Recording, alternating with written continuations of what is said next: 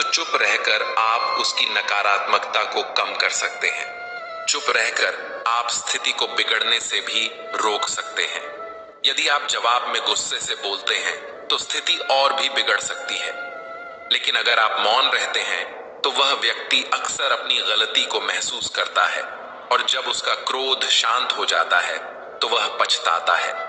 यह भी हो सकता है कि वह माफी मांगे, और अगर वह माफी नहीं मांगता तो भी वह अंदर से दोषी महसूस करेगा और अगली बार गुस्सा करने से पहले 2 बार सोचेगा। हालांकि हर समय चुप रहना भी सही नहीं है। अगर कोई अन्याय कर रहा है तो उसका सामना करना चाहिए, क्योंकि कुछ लोग आपकी चुप्पी को कमजोरी समझ सकते हैं। गुस्से में मौन रहना सिर्फ परिवार, करीबी रिश्तेदारों और मित्रों के लिए सही है, हर किसी के लिए नहीं। अगर आप हर जगह चुप रहेंगे तो लोग इसका गलत फायदा उठा सकते हैं। जब कोई व्यक्ति अपने जीवन की कठिनाइयां या दुखद घटनाएं साझा कर रहा हो तो आपको सिर्फ उसकी बात ध्यान से सुननी चाहिए। अधिकांश लोग अपनी समस्या साझा करने पर तुरंत समाधान देने की कोशिश करते हैं, लेकिन वास्तव में जब कोई अपनी समस्या बताता है तो वह सिर्फ चाहता है कि कोई उसे ध्यान से सुने। इसे सुनकर उसे आंतरिक शांति मिलती है और वह महसूस करता है कि उसकी बात को कोई समझता है। ज्यादातर समय लोग हमसे सलाह नहीं चाहते, वे बस चाहते हैं कि कोई उनकी बात सुने। किसी की परेशानी में सांत्वना देने का सबसे अच्छा तरीका है उसकी बात ध्यान से सुनना। जब हम बिना किसी सलाह के बस लोगों की बात सुनते हैं तो उनके मन में हमारे लिए सम्मान और स्नेह का भाव बढ़ जाता है। उन्हें लगता है कि हम गंभीर, समझदार और शांत मन के लोग हैं। इसलिए अगली बार जब कोई अपनी समस्या साझा करे तो बस उसे ध्यान से सुने और सलाह तभी दें जब वह आपसे मांगे। जब आप कम बोलते हैं तो लोग आपकी ओर अधिक आकर्षित होते हैं और जानने की कोशिश करते हैं कि आप कौन हैं और आप क्या सोचते हैं। भगवत गीता में भगवान श्री कृष्ण कहते हैं कि मन का अशांत होना उसकी स्वाभाविक प्रवृत्ति है। हमारा मन यह सोचता है कि अगर वह विभिन्न विषयों पर लगातार विचार करता रहेगा तो हमें आने वाली समस्याओं से बचा लेगा, लेकिन ऐसा नहीं होता। हम अपने जीवन का बहुत सा समय व्यर्थ की चिंताओं में ही खो देते हैं। श्री कृष्ण बताते हैं कि मन की यह प्रवृत्ति बदलना मुश्किल है, लेकिन असंभव नहीं। अब जरा सोचिए, क्या आप एक कौवे से कह सकते हैं कि वह काम करना बंद कर दे, या एक मेंढक से कह सकते हैं कि वह पानी देखकर उछलना बंद कर दे? हमारे मन का स्वभाव भी कुछ ऐसा ही है। जीवन में कुछ भी घटित हो, अच्छा या बुरा, हमारा मन तुरंत चिंता और बेचैनी से भर जाता है। कभी कभी तो ऐसा लगता है कि हम में से कई लोग जैसे सिर्फ परेशान रहने के लिए ही जीते हैं। हमारी कई समस्याएं, दुख और उलझने हमारे मन की बनाई हुई कल्पनाएं होती हैं। श्री कृष्ण हमें मन को शांत और स्थिर रखने के लिए 2 महत्वपूर्ण उपाय बताते हैं। पहला है ध्यान और दूसरा है वैराग्य का अभ्यास। ध्यान शब्द सुनते ही बहुत से लोग सोचते हैं कि यह सिर्फ आंखें बंद कर सांसों पर ध्यान केंद्रित करना है, लेकिन ध्यान का वास्तविक अर्थ है किसी एक वस्तु या कार्य पर पूरा ध्यान लगाना और उस पर से ध्यान न हटाना। अगर आप रोटी बना रहे हैं तो सिर्फ उसी पर ध्यान दें। अगर आप कोई फिल्म देख रहे हैं तो पूरी तरह उसमें मग्न हो जाएं। ये न सोचें कि आप समय बर्बाद कर रहे हैं।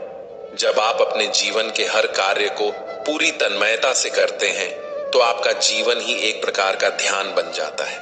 ऐसे जीवन में शांति, स्थिरता, साहस और सफलता स्वतः ही आ जाती है। वैराग्य का अर्थ यह नहीं है कि आप सब कुछ छोड़कर जंगल में चले जाएं। इसका सच्चा अर्थ है कि आप जो भी काम करें उसके परिणाम की चिंता न करें। उदाहरण के लिए, यदि आपने किसी नौकरी के लिए इंटरव्यू दिया है तो आप पूरी लगन से तैयारी करें और अपना सर्वश्रेष्ठ प्रयास करें, लेकिन नौकरी मिलना या न मिलना आपके हाथ में नहीं है। इसके परिणाम अनेक कारकों पर निर्भर करते हैं जो आपके नियंत्रण में नहीं है। इसीलिए उन चीजों की चिंता न करें जिन पर आपका वश नहीं है। यही वैराग्य का असली अर्थ है और यही श्री कृष्ण का दूसरा उपाय है, मन को चिंता की आग से बचाने के लिए। याद रखें, आप एक संपूर्ण व्यक्ति हैं जो समझदारी, संयम और कुशलता से परिपूर्ण है। जब भी आपका मन कौए की तरह बेवजह की चिंताओं में उलझने लगे तो उसे प्यार से समझाएं और शांत करें। खुद पर विश्वास रखें कि आप अपने साथ कुछ भी गलत नहीं होने देंगे। शांत रहें, क्योंकि शांति में ही आपकी असली शक्ति है। जैसे लोहा ठंडा होकर मजबूत हो जाता है, वैसे ही शांत मन वाला व्यक्ति कठिन परिस्थितियों में अडिग रहता है। किसी भी विपत्ति के समय ये 7 गुण आपको बचाएंगे: आपका ज्ञान, आपकी विनम्रता, आपकी बुद्धि, आपका साहस, आपके अच्छे कर्म, सत्य बोलने की आदत और ईश्वर में आपका विश्वास। आपकी आत्मा सदा जानती है कि क्या सही है और क्या गलत, पर चुनौती मन को समझाने की होती है। कठिन समय में व्यक्ति अकेला महसूस करता है, लेकिन वही समय उसे मजबूत भी बनाता है। जो आपको सम्मान दे, उसे ही सम्मान दे। किसी की हैसियत देखकर सर झुकाना कमजोरी का संकेत है। हे अर्जुन, जो व्यक्ति न तो कभी प्रसन्नता में मग्न होता है, न किसी से द्वेष करता है, न शोक करता है, न किसी वस्तु की कामना करता है, और जो सभी शुभ और अशुभ कर्मों का त्याग कर देता है, वही सच्चा ज्ञानी है और मुझे अत्यंत प्रिय है। मेरे सान्निध्य को प्राप्त करने के 3 मार्ग हैं: ध्यान योग, ज्ञान योग और कर्म योग। इनमें से कर्म योग को सबसे महत्वपूर्ण माना गया है। जैसे मनुष्य पुराने वस्त्रों को त्याग कर नए वस्त्र धारण करता है, वैसे ही आत्मा भी पुराने शरीर को छोड़कर नया शरीर धारण करती है। यह प्रकृति का अटल नियम है। इस सत्य को स्वीकार कर बिना किसी भय के वर्तमान में जीना चाहिए। यदि किसी पर विश्वास करना हो तो उसकी बातों पर नहीं, बल्कि उसके कार्यों पर ध्यान दो। गुस्से के समय थोड़ी देर ठहर जाने से और गलती के समय नम्रता से झुक जाने से जीवन और भी सरल हो जाता है। भगवान श्री कृष्ण कहते हैं, जो मनुष्य मुझे पूरी तरह जान लेता है, उसके लिए इस संसार में जानने योग्य कुछ भी शेष नहीं रहता। ऐसा व्यक्ति जन्म और मृत्यु के चक्र से मुक्त हो जाता है। जो व्यक्ति भगवत गीता का अध्ययन करता है और उसके उपदेशों को जीवन में अपनाता है, उसके समस्त पापों का प्रभाव समाप्त हो जाता है। जो तुम्हारे भाग्य में लिखा है वह तुम्हारे पास आकर रहेगा, और जो तुम्हारे भाग्य में नहीं है वह आकर भी दूर चला जाएगा। जैसे हवा की दिशा बदलने से नाव का रास्ता बदल जाता है, वैसे ही इच्छाएं हमारी बुद्धि को भ्रमित कर देती हैं। समझदार वही होता है जो दूसरों की विशेषताओं से सीखता है, न कि उनसे अपनी तुलना करता है। शस्त्र केवल शरीर को नुकसान पहुंचा सकते हैं, लेकिन शब्द आत्मा को भी घायल कर सकते हैं। जो व्यक्ति खुद को परमात्मा से अलग नहीं मानता और शरीर से कोई संबंध नहीं रखता, वह जन्म और मृत्यु के चक्र से मुक्त हो जाता है।